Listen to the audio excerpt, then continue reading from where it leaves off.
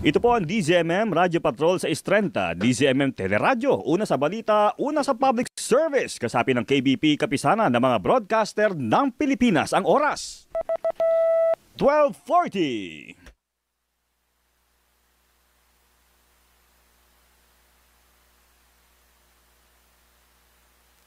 Si Charo Santos Concio sa MMK, sa DZMM at DZMM Teleradyo. Catholic Mass Media Awards Hall of Fame awardee at 20th KBP Golden Dove Awards Best Radio Drama Program. Maalaala mo kaya sa DZMM? Ba't kailangan mo pang itanong? Mukha namang alam nyo na eh. Huwag mong sabihin! Oo na, prosti ako, bayarang babae, pok-pok. Walang yaka! Ano bang problema nyo? Bakit? Hindi nyo matanggap ang trabaho ko? Ito na lang ang paraan para mabuhay kami ng anak ko at di umasa sa inyo. Napakinggan ninyo ang isang tagpo sa kwentong inyong susubaybayan sa linggong ito. At ngayon si Miss Charo Santos.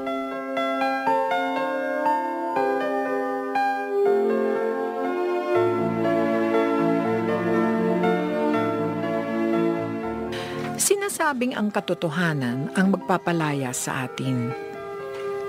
Ngunit minsan mahirap tanggapin ang katotohanan. Sa kabila nito, kailangan itong mahayag para ang tanong ay magkaroon ng kasagutan at ang pagdududa ay magkaroon ng katapusan. Sa ganoong paraan ay maitatama at maiaayos ang mga bagay upang ang lahat ay magkaroon ng kapayapaan. Sa hapong ito, bibigyang daan natin ang liham ng isa nating tagapakinig at ito ay pamamagatan nating bunga. Dito sa Maalaala Mo Kaya sa DZMM.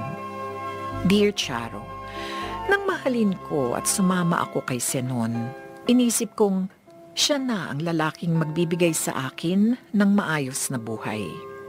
Subalit mali ang aking inakala dahil hindi yon ang nangyari. Naging irresponsable siya. Pero sa kabila noon, ipinakita ko ang pagmamahal ko sa kanya. Bagay na hindi niya binibigyan ng halaga.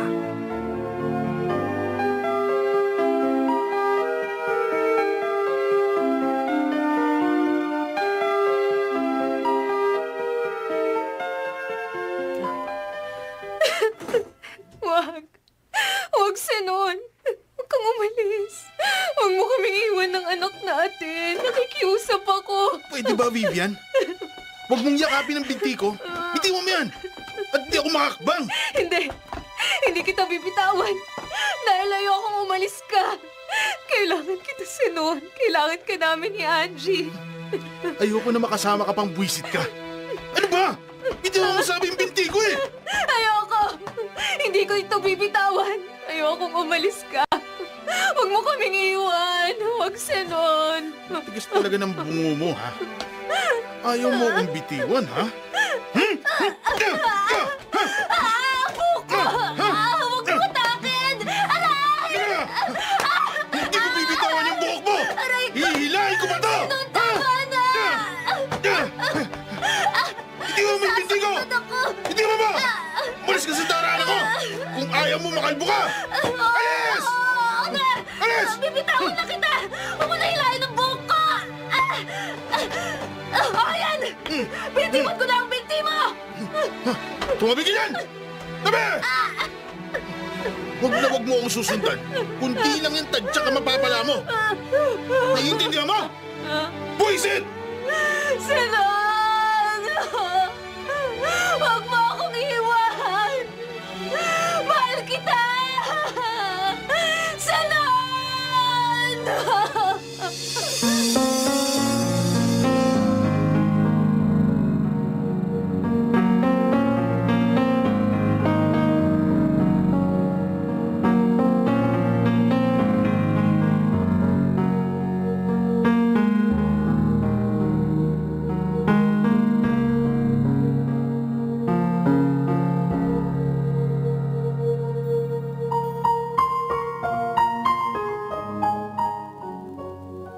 Iniwan na niya tayo, anak. Pero bakit po, Inay?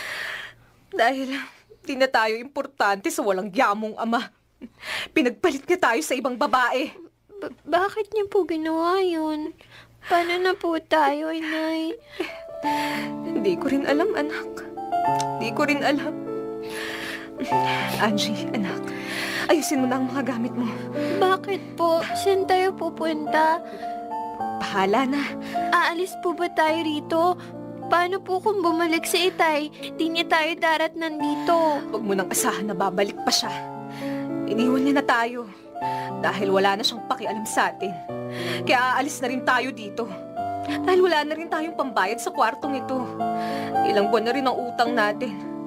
Huwag na nating hintayin na palayasin pa tayo ng may-ari.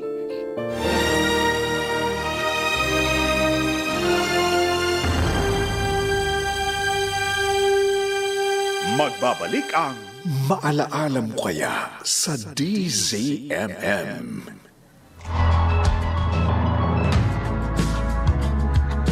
Ito ang Radyo Patrol, Trisha Lindo, TZMM. Lumaki po ako sa Angeles City sa Pampanga. Sumasali ako sa mga school paper. So, dun po talaga din ako namulat. Work natin as a journalist is to make sure that they will be heard. Dun ko nakita na kapag talagang may pinaglalaban ka, huwag mong tanungin kung mahirap, tanungin mo kung mahalaga. Lagi kong isipin, para kanino ko ba ito ginagawa? Gaano ba siya kahalaga para dun sa mga tao na dapat marinig yung storya nila? Napapanood namin yung tunay na balita.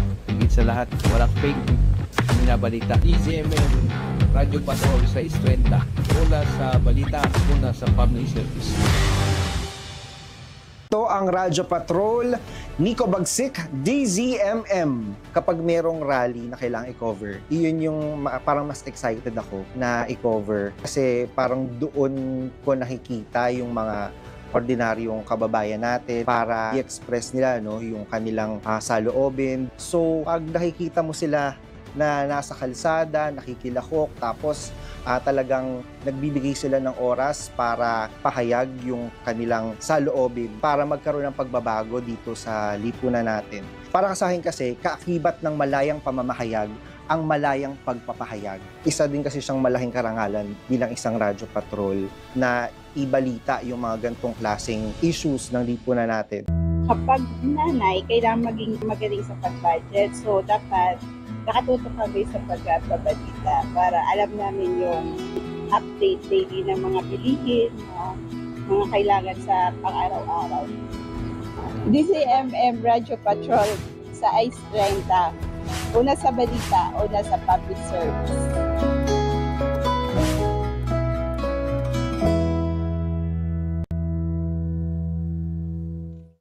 Pag-ibig, tagumpay, at mga kwentong no filter. Dear Chang Ami, tulad nga po ng mga sumusulat sa inyo, gusto ko rin po sanang ibahagi ang kwento ng pag-ibig ko. May kasama kang makikinig sa'yo. Matapos ang matinding sakit na naranasan ko sa dati kong asawa, hindi ko na naisip pa ang muling magmahal. It's a form of learning. Sama po doon yung experience of love. Ako to, si Chang Ami. Open na open yan. MMK sa DZMM.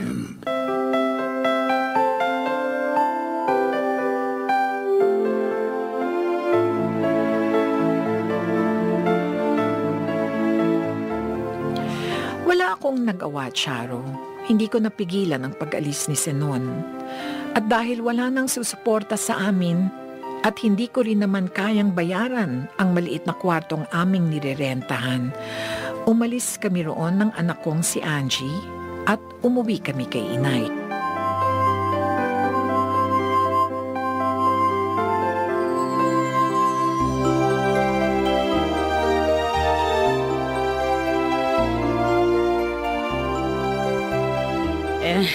Ano pa nga bang magagawa ko? O di sige, dumito na kayong mag-ina. Kahit papaano magkakasya naman tayo rito sa maliit na kwartong ito. Pasensya na po kayo, Nay. Makikitira pa kami rito ng anak ko. Matitiis ko ba naman kayo? Kung dangan naman kasi matigas yung ulo mo, nagpauto ka sa Zenon na yun. Naniwala ka sa pangako niya na puro pala kasinungalingan. Nasilaw ka sa konting kinang ng pera na pinakita sa'yo. Naman pala, kaya mapera dahil puro illegal ang pinapasok na trabaho niya. Kung nakinig ka ba naman sana sa akin noon, hindi mangyayari yan sa'yo. Inay, mag-uumpisa na naman ba tayo? Matigas kasi ang tuktok mo eh. Di ka marunong makinig. Kung anong maisipan mo yun ang gagawin mo. Akala mo alam mo na ang lahat. O ano ka ngayon? Isang lalaking irresponsableng nakuha mo at nananakit pa. Nako, ewan ko nga ba sa'yo, Vivian. Tapos nakuha mo pang magtiis. Kahit na ginagawa kang punching bag. Dahil mahal ko siya. Ay nako, lecheng pagmamahal yan. Anong napala mo sa pagmamahal na sinasabi mo? Buhay impyerno! Ay nako, ngayon paano na kayong mag-ina? Malakas pa naman ako, Nay. Kaya ko pang magtrabaho para mabuhay kami ng anak ko.